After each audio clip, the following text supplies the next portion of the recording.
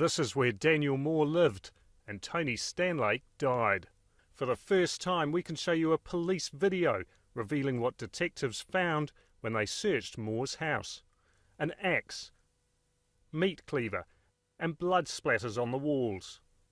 This garage floor is where Moore bashed his drug partner with a mallet, then slit his throat, mutilated his body, and dumped it at the beach. A member of the public out walking their dog had found a handless body here at O'Farrow Bay, right where we were standing.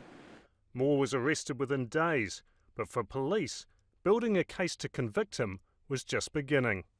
This police photo we've obtained shows how Moore dragged Stanlake's body into the sea. But he also left a trail of texts and phone calls that detectives spent hours analysing.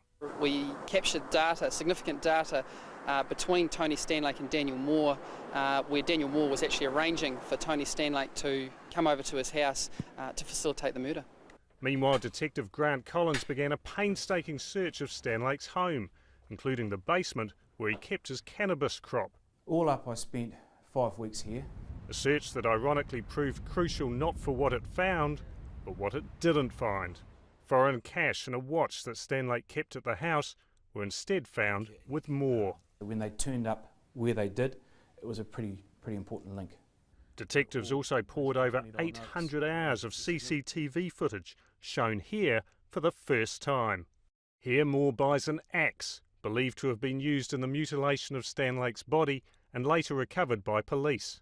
On another visit, he strolls out with the blue tarpaulins later found with Stanlake's body on the beach. Very important because they helped us show the premeditation, which occurred before the murder, and then the activity of the accused immediately after.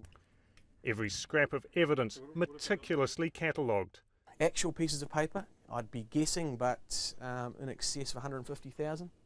And every part of the police case disclosed to Moore's lawyers before the trial.